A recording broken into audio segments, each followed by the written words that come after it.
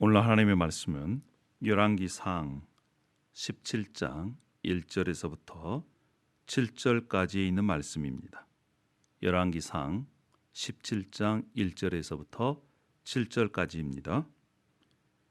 길르앗에 우거하는 자 중에 디셉 사람 엘리야가 아합에게 말하되 내가 섬기는 이스라엘의 하나님 여호와께서 살아계심을 두고 맹세하노니 내 말이 없으면 수년 동안 비도 이슬도 있지 아니하리라 하니라. 여호와의 말씀이 엘리야에게 임하여 이르시되 너는 여기서 떠나 동쪽으로 가서 요단 앞 그리 시냇가에 숨고 그 시냇물을 마시라. 내가 까마귀들에게 명령하여 거기서 너를 먹이게 하리라. 그가 여호와의 말씀과 같이 하여 곧 가서 요단 앞 그리 시냇가에 머물매 까마귀들이 아침에도 떡과 고기를 저녁에도 떡과 고기를 가져왔고 그가 시냇물을 마셨으나 땅에 비가 내리지 아니하므로 얼마 후에 그 시내가 마르니라. 아멘.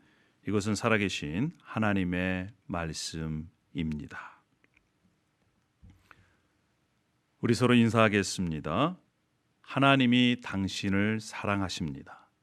그리고 지금 함께 하십니다. 하나님이 당신을 사랑하십니다. 그리고 지금 함께 하십니다. 할렐루야.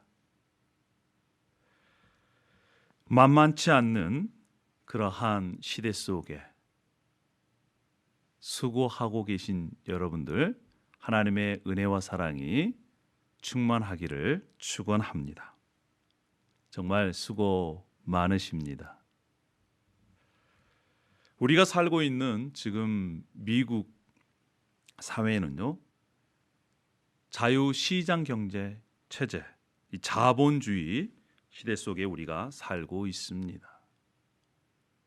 그런데 이 팬데믹을 지나면서 부자들은 더욱 부자가 되고 가난한 사람들은 더욱더 가난해지는 이런 자본주의의 단점들이 드러나고 있습니다. 양극화가 전 세계적으로 심화되고 있습니다. 물론 미국도 예외가 아니지요. 그럼에도 불구하고 미국 사회를 지탱하고 있는 것이 바로 기부 문화입니다. 기부 문화가 사회 저변에 깔려 있어 기부를 통해서 어려운 사람들이 의료 혜택이나 물질적으로 공급을 받습니다. 몇 주 전 지난달 23일에 미국 MBC 뉴스는 뉴햄프셔주의 한 레스토랑을 찾는 손님에 관해서 소개했습니다. 그가 핫도그 2개, 피클칩, 튀김, 음료의 도합에서 $37 어치 음식을 먹고 종업원에게 팁을 주었습니다. 혹시 그 팁이 얼마인지 아십니까? 그 팁이 무려 $16,000였습니다. 식당 주인이 이 계산서를 보고 혹시 그 손님이 잘못 기록했는지 생각하고 손님에게 물어보았습니다. 혹시 잘못 적으신 거 아닌가요? 그때 그 손님은 실수가 아니라고, 그러면서 이 돈을 한 번에 다 쓰지 말라고 3번씩이나 얘기를 했답니다. 그러면서 이 손님이 그 주인에게 이러한 얘기를 했다고 그래요. 열심히 일하는 당신들은 돈을 받을 자격이 있습니다. 이 식당 주인이 이런 생각을 했다고 합니다. 이 작년에 팬데믹으로 11만 개의 레스토랑이 문을 닫았다고 그래요. 그리고 거기에 종사하는 이 주인과 종업원들이 힘든 시기를 이렇게 지내왔는데 이러한 손님을 통해서 따뜻한 정을 느꼈다. 그리고 손님이 준 이 $16,000는 주인과 종업원 30여 명이 이렇게 나눠 가졌다고 합니다. 여러분 여러분도 이러한 경험을 했으면 좋겠지요. 이 코로나 팬데믹 상황에 어려움을 겪고 있는 여러분들, 하나님의 위로하심과 또 공급하심이 있기를 다시 한번 축원합니다. 성경에는요, 경제적으로 어렵거나 관계에 문제가 있거나 질병을 얻어서 불안하거나 또 영적으로 침체되어 있는 그러한 하나님의 백성들, 하나님의 자녀들을 책임져 주시고 도와주시고 공급해 주신다. 그래서 그 도와주시고 공급해 주시는 하나님께 구하라, 이렇게 말씀하고 있습니다. 시편 46편 1절에는 이렇게 말씀합니다. 하나님은 우리의 피난처시요 힘이시니 환난 중에 만날 큰 도움이시라. 또 시편은 계속해서 이렇게 말씀합니다. 그는 궁핍한 자가 부르짖을 때에 건지며 도움이 없는 가난한 자도 건지며. 나는 가난하고 궁핍하오니 하나님이여 속히 내게 임하소서. 주는 나의 도움이시요 나를 건지시는 이시니 하나님이여 지체하지 마옵소서. 이렇게 하나님의 도우심을 믿고 간구하라. 이러한 시인들의 고백과 간구를 소개하고 있습니다. 코로나 핑계로 교회 출석 인원은 점점 줄어들고 있습니다. 하나님을 왕으로 섬기기보다 자기 마음대로 사는, 그래서 영적으로 혼란한 시대에 우리가 살고 있습니다. 여러분, 기후를 보십시오. 지구온난화로, 또 코로나로 인한 경제적인 위기가 닥쳤습니다. 언제 건강에 상할지 모르는 그러한 위험 속에 우리가 있습니다. 미래가 불안한 시대 속에 우리가 살고 있습니다.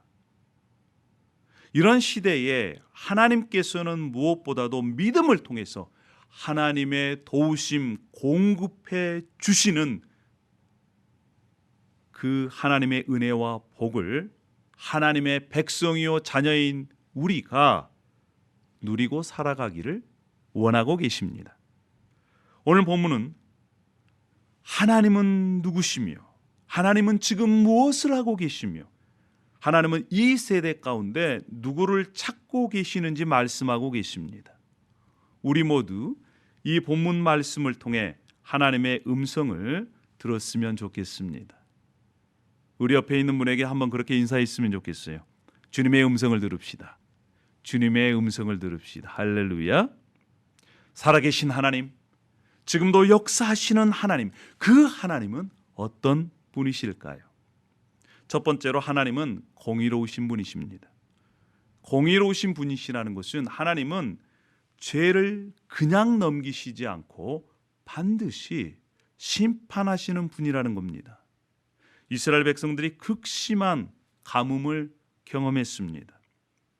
수년 동안 비도 이슬도 내리지 않겠다, 이란 경고를 들었습니다. 그때 당시는 농경사회예요.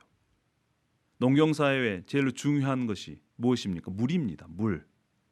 물은 농작물뿐만 아니라 인간의 삶과 바로 직결되었습니다. 물이 없으면 농사를 지을 수도 없고 또한 물이 없으면 사람도 살 수가 없어요.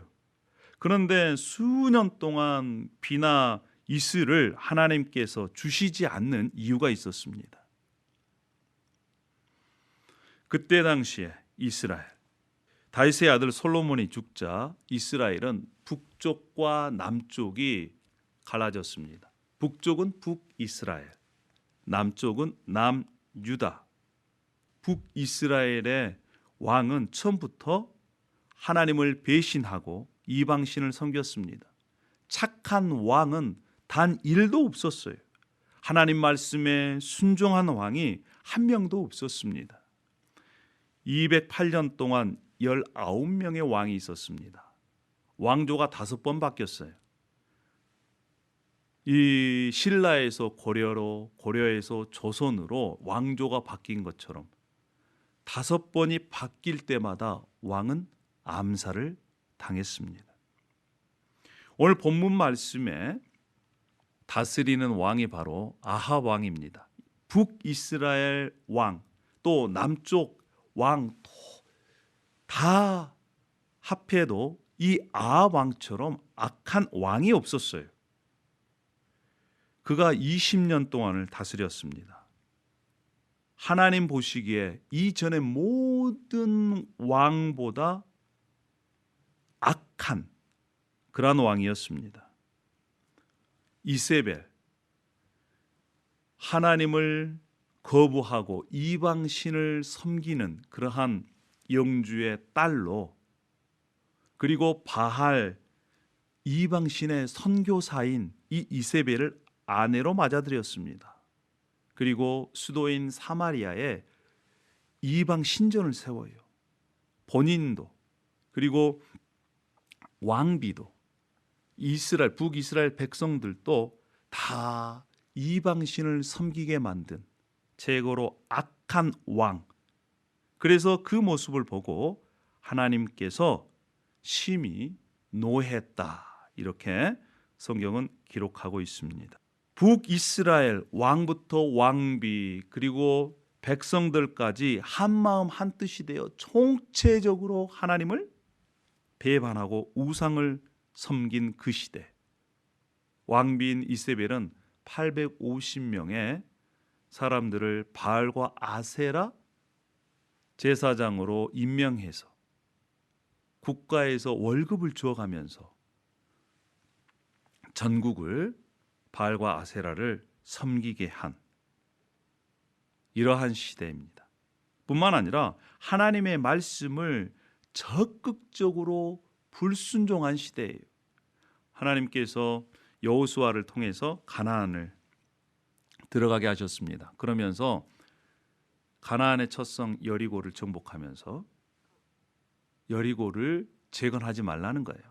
만약에 여리고를 재건하면 하나님의 저주가 임해서 재건하는 사람의 아들들이 죽을 것이다, 이렇게 경고했음에도 불구하고, 그것을 알고 있음에도 불구하고 여리고 성을 재건하다가 아들들을 잃어버리는, 적극적으로, 그것도 고의로 하나님의 말씀을 배신하고 거역하는 그러한 시대 속에 살고 있었습니다. 이러한 것들이 하나님의 심판을 자초한 것이지요. 여러분, 그래서 비가 내리지 않습니다. 땅이 가물었습니다. 가뭄이 들면 어떻게 됩니까? 지금 미국 서부 쪽에는 물이 부족하고 산불이 계속해서 일어나고 있습니다. 캐나다 지방에는 섭씨 50도 가까이 기온이 올라서 많은 사람들이 더위 때문에 목숨을 잃었습니다. 비상사태가 선포되고 있습니다. 호수에는 바닥이 드러나고 그것으로 인해서 물이 부족해서 지금 농사를 망쳐서 한탄하는 농부들의 그 하소연을 우리는 뉴스를 통해서 종종 듣곤 합니다. 농사를 짓는데 물이 없어요. 가뭄으로 농사가 제대로 안 됩니다. 식량이 제대로 생산되지 않기 때문에 굶어 죽는 그러한 일들이 일어납니다. 하나님을 거역하고 하나님을 저버리는 죄에 대해서 이렇게 하나님께서 심판하신 것입니다. 북이스라엘 백성들이 섬기는 신 바알과 아세라는 농사의 신이에요. 풍요의 신입니다. 농사를 잘 지을 수 있도록 비가 내려서 풍요롭게 해준다고 믿는 바알과 아세라. 그런데 하나님은 비를 내리지 않음으로 말미암아 바알과 아세라가 거짓신이다, 바알과 아세라가 아무것도 아니다, 그 거짓신을 심판하는 것이고, 뿐만 아니라 거짓신 바알과 아세라를 섬기는 그 이스라엘 백성들도 심판하신 것입니다. 왜 하나님께서 심판하셨다고요? 바로 하나님을 떠난, 그리고 이방신을, 우상을 섬긴 죄 때문에 그런 것입니다. 이스라엘 백성들이 해야 할 일은 무엇입니까? 그것은 하나님의 백성으로 하나님의 말씀을 잘 듣고 하나님을 사랑해서 하나님을 예배하고 그러므로 말미암아 하나님께로부터 복을 받아 하나님을 알지 못하는 그러한 이방 민족들에게 하나님을 소개하고 하나님의 복을 나누어 주는 그러한 축복의 통로로 가나안 땅에서 살아야 되는데 그들이 하나님을 버리고 오히려 이방 신을 섬긴 것입니다. 왜 그들이 이방 신을 섬겼을까요? 왜 그들이 거짓 신을 섬겼을까요? 그들의 눈에 이방 신을 섬기는 사람들이 잘 살고 같이 보이는 거거든요. 외모도 잘나고 아름답고 또 자기가 하고 싶은 대로 자기가 원하는 것을 가질 수 있는 것처럼 보이기 때문에 우리도 이방 신을 섬기면 그렇게 살 수 있겠구나. 그렇게 해서 거짓 신을 따라갔습니다. 그런데 생각해 보십시오. 진정한 행복과 진정한 풍요는 누가 줍니까? 살아계신 하나님입니다. 하나님께서 비를 내리지 않음으로 말미암아 하나님만이 너희에게 행복을 줄 수 있다. 봐라, 너희들이 생각하는 풍요의 신, 비를 내리는 저 아세라와 바알은 내가 심판한다. 이렇게 선언하시고 하나님께서 심판하시는 것입니다. 여러분, 요한계시록 21장 8절에 보면 이렇게 말씀합니다. 두려워하는 자들과 믿지 아니하는 자들과 흉악한 자들과 살인자들과 음행하는 자들과 점술가들과 우상 숭배자들과 거짓말하는 모든 자들은 불과 유황으로 타는 못에 던져지리니 그렇습니다. 사랑하는 여러분, 하나님을 떠난 이 세대 또한 반드시 하나님께서 심판을 하십니다. 하나님의 백성들이 극심한 기근을 경험할 때 이것이 하나님께서 내리시는 심판이라는 것을 깨달아야 합니다. 그리고 하나님께로 마음을 돌이켜 회개하면 인생에 만나는 문제가 해결이 됩니다. 우리 인생 가운데 기근을 만날 때 우리의 자신을 돌아봤으면 좋겠습니다. 나는 정말 하나님을 사랑하고 섬기고 있는가? 아니면 내 유익을 쫓아, 내 욕심을 쫓아, 내 욕망을 쫓아 살고 있는가? 자신을 돌아보고 자신의 죄를 깨닫고 하나님, 제가 잘못했습니다. 하나님, 제가 하나님 위에 섬기는 우상을 버리겠습니다. 하나님, 제 죄를 예수 그리스도의 보혈로 용서해 주십시오. 이렇게 회개하고 하나님 앞에 나오면 하나님께서는 우리 인생의 문제를 해결해 주십니다. 할렐루야. 사랑하는 여러분, 우리가 꼭 기억해야 될 것이 있습니다. 그것은 바로 하나님은 죄를 반드시 심판하신다는 것입니다. 또한 오늘 본문을 통해서 우리에게 말씀하신 하나님은 어떤 분이실까요? 두 번째는 하나님은 심판 중에서도 하나님의 자녀들에게 은혜를 베푸시고 공급해 주시는 분이라는 것입니다. 하나님은 어두운 영적 상황 속에서도 아무도 하나님을 찾지 않고 하나님 말씀에 순종하지 않는 그러한 시대 속에서라도 하나님의 사람, 그 한 사람을 선택하셨습니다. 그가 바로 엘리야입니다. 열왕기상 17장 1절에 이렇게 말씀합니다. 길르앗에 우거하는 자 중에 디셉 사람 엘리야가 그렇습니다. 엘리야를 소개합니다. 그는 길르앗 디셉에 사는 사람입니다. 이 엘리야는요, 명문 가문 출신도 아닙니다. 그가 받은 교육조차도 언급이 없어요. 그러나 하나님께서는 영적으로 어둡고 혼탁한 시대에 대부분의 사람들이 하나님을 떠나 대적하고 우상을 숭배하는 그러한 시대 속에서 자신의 유익만을 살아가는 그러한 사람들 가운데 캄캄한 어둠을 뚫고 새벽에 여명을 밝히는 한 사람을 선택했습니다. 나의 하나님은 여호와이시다. 이러한 이름의 뜻인 엘리야. 수년 동안 비가 내리지 않는 가뭄에 심판을 내려진 상황 속에서도 하나님은 은혜를 베푸셨습니다. 3년 반 동안 비가 내리지 않았습니다.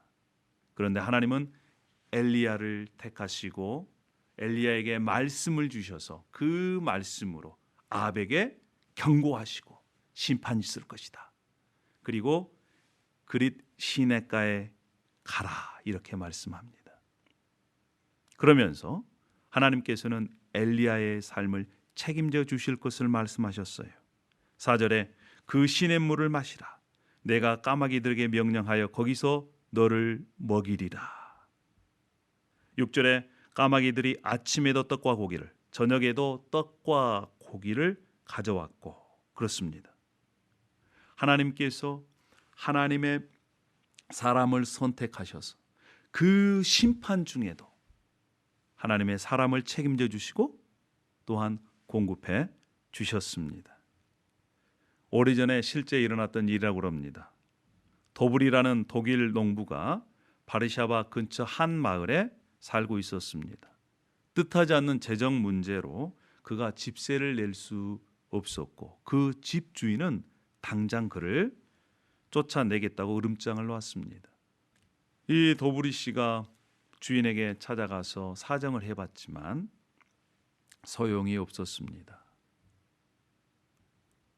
도브리 씨와 그 가족이 저녁 기도 시간을 알리는 교회 종소리, 그 소리를 듣자 가족이 함께 모여서 무릎을 꿇고 하나님 앞에 간구했습니다.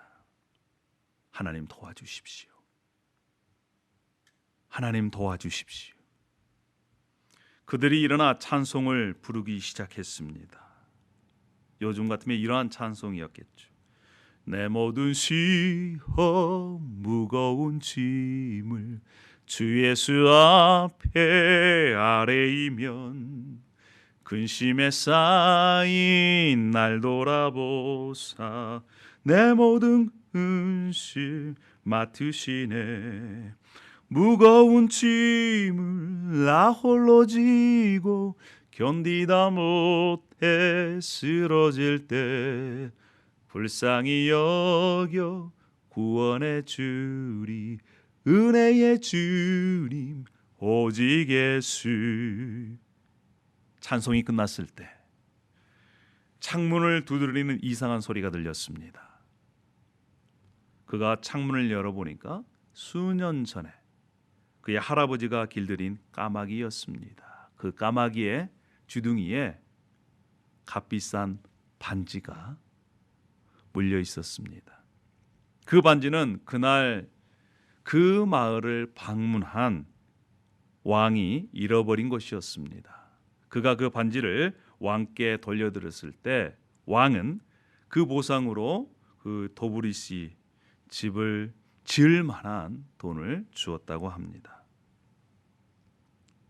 신기하죠? 하나님은 모든 일에 항상 이렇게 극적으로 공급하시지는 않습니다.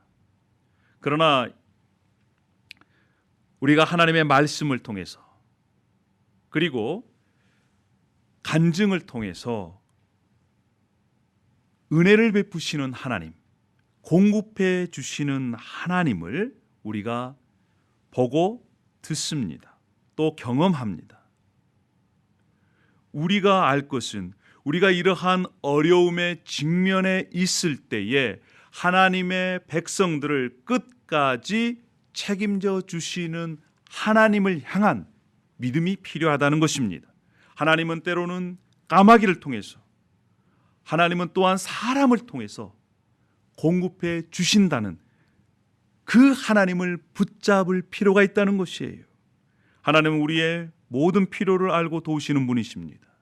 우리가 성경을 읽어보면 읽어볼수록 우리는 그 하나님을 더욱더 확신할 수가 있습니다. 이스라엘 백성들이 광야 40년을 살 때 어떻게 했습니까? 하나님께서는 낮에는 구름 기둥, 밤에는 불 기둥으로 그들을 인도해 주셨습니다. 뿐만 아니라 날마다 만나로 그들의 배를 채우셨습니다. 여러분, 우리가 하나님의 백성들을 끝까지 책임져 주시고 공급해 주신다는 하나님을 확신했을 때, 그 하나님을 붙들었을 때, 그 하나님을 믿었을 때, 하나님은 절대 우리를 실망시키지 않으십니다. 만약 우리가 기도했더라도 상황이 더 어려워진다면, 그 문제가 더 꼬인다면 우리는 더욱더 큰 믿음을 간구해야 됩니다. 왜냐? 하나님은 그것을 통해서 더 큰 것을, 더 좋은 것을 우리에게 주시기 때문에 그렇습니다. 지금도 하나님은 하나님의 백성들을 책임져 주십니다. 내 입을 크게 열라 내가 채우리라. 빌립보서 4장 19절 말씀에 나의 하나님이 그리스도 예수 안에서 영광 가운데 그 풍성한 대로 너희 모든 쓸 것을 채우시리라. 할렐루야. 그렇습니다. 하나님은 지금도 여전히 살아계셔서 예수 그리스도를 구주와 주인으로 믿는 하나님의 자녀들을 책임져 주십니다. 말씀을 마무리합니다. 하나님은 죄를 반드시 심판하시는 하나님이십니다. 그런데 그 심판 가운데에서도 하나님은 은혜를 베푸시고 또한 하나님의 자녀들에게 공급해 주시는 하나님이십니다. 우리는 그 하나님을 믿고 붙잡고 간구할 때에 하나님의 그 공급하심을 누릴 수가 있습니다. 주님은 우리를 위해 살고 우리는 주님을 위해 산다. 할렐루야. 하나님은 우리의 필요를 해결해 주시는 공급자이십니다. 근데 그 공급을 받아 누릴 수 있는 사람은 어떤 사람들이라고요? 믿음의 사람들입니다. 히브리서 6장 11절에 이렇게 말씀합니다. 우리가 간절히 원하는 것은 너희 각 사람이 동일한 부지런함을 나타내어 끝까지 소망의 풍성함에 이르러 게으르지 아니하고 믿음과 오래 참음으로 말미암아 약속들을 기업으로 받는 자들을 본받는 자가 되려 하려는 것이니라. 부지런함으로 게으르지 않고 믿음과 오래 참음으로 하나님의 약속을 자기 것으로 받아 누린 믿음의 선진들을 본받으라는 것입니다. 사랑하는 여러분, 하나님은 지금도 이름도 능력도 없는 그러나 하나님을 향한 믿음의 사람들을 찾고 계십니다. 우리가 부지런함으로 게으르지 말고 하나님을 붙잡는 일에 다 함께 힘썼으면 좋겠습니다. 그래서 저와 여러분이 하나님을 찾는 엘리야와 같은 그 한 사람이 되기를 소망합니다. 기도하겠습니다. 할렐루야. 아버지 하나님, 은혜와 사랑을 감사합니다. 우리가 살아가면서 때로는 만나는 어려움 때문에, 미래에 대한 불안함 때문에 두려워할 때가 있습니다. 그러나 오늘 본문의 말씀을 통해서 하나님은 명문 가문도 아닌 또 고학력자도 아닌 그러나 하나님의 사람 엘리야를 선택하셔서 하나님께서 그를 책임져 주시는 장면을 보게 됩니다. 아버지 하나님, 우리가 그 하나님을 믿게 하여 주시옵소서.